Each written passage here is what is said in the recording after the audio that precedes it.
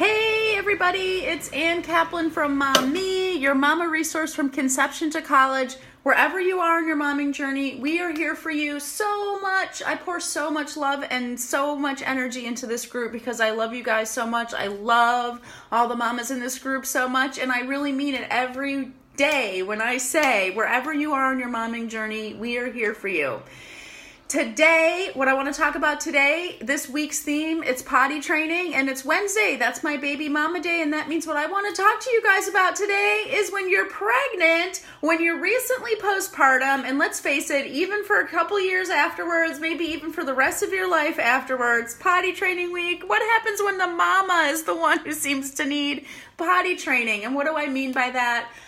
I mean that, come on, you guys, sometimes when you're pregnant, and if you've had a lot of kids after you've been pregnant, sometimes even if you've only had one kid, we find ourselves having a little leakage, sneezing, coughing, laughing, and whoops, I gotta go to the bathroom, or working out, running, all of those things that put strain and pressure on our pelvic floor. Sometimes we get the little leaky gasket. And I want to talk today about, first of all, two things. You're normal if you do that, meaning it happens to many, many of us. But the second thing I want to say is it's not normal, meaning don't just accept that you are doing that. There's a biological, physiological reason why that happens to us. And there are things you can do to help yourself and minimize, if not stop, that leakiness. So I'm not a physical therapist. I'm not an exercise physiologist. I'm not going to be telling you in this video what to do to fix your leaky pee-pee hole. But what I want to do in this video is to first just inspire you, like, don't accept this. This does not have to be your fate.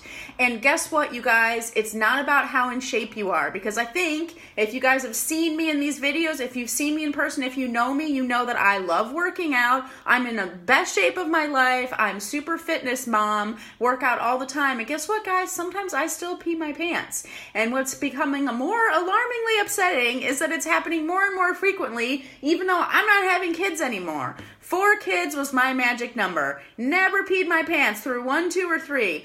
Afterwards, during pregnancy, never, never, never. 4th kids, it was like, that's it, I blew a gasket and I can't control myself anymore.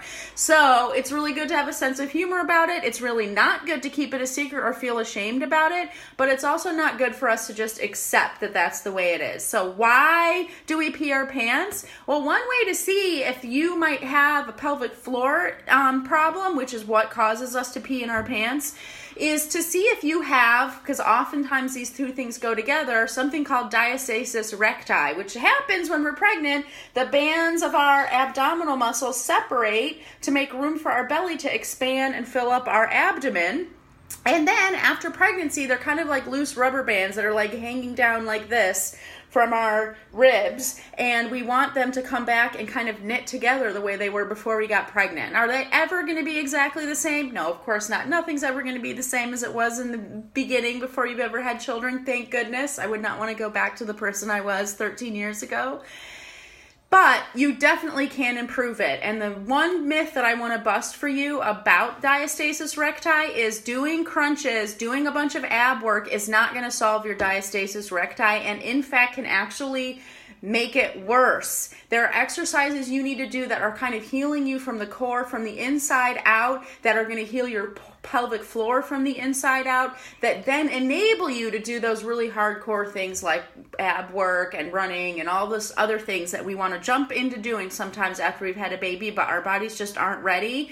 Oftentimes this like bladder incontinence that we experience later is a result of us not really doing the super profound healing that we need to do after we have our kids, and then just jumping into a rigorous exercise that our bodies really weren't ready to do, even if it didn't hurt or we were capable of doing it and things like that. There's still something that needs healing inside you. So if you are peeing while you're pregnant, get yourself some panty liners, try to go to the bathroom more frequently, do your Kegels if you can, but be patient. But if you are after birth, if your baby is 1, 2, 3, 4 years old and you're still peeing in your pants, or you can't do activities that you like to do like running or playing tennis or anything that's high impact because of it, Don't just accept that. Do the work. Find the person that's going to help you. Work with a physical therapist or an exercise physiologist that's going to help you make that healing happen, because our lives do not have to be limited by our children. We have enough limitations put on ourselves by being moms, not being able to do the things we love, or even be able to just laugh freely without worrying about peeing in our pants. That should not be one of them, you guys. I love you guys so much. I'm going to be talking again tomorrow about potty training. I'm going to talk about the technique that I used for all 4 of my kids in potty training. Worked very, very simply, and sometimes can result in a potty trained kid within a few days, or even one day in the case of River. So tune in tomorrow for that. And I got a lot of questions in the group this week about what about when you have a potty trained kid during the day but not at night. What's going on there? How can we do stuff about that? I'll be talking about that tomorrow. And the last thing I'm going to be talking about tomorrow that's really awesome and important with potty training is the emotional piece of potty training. It's huge, you guys.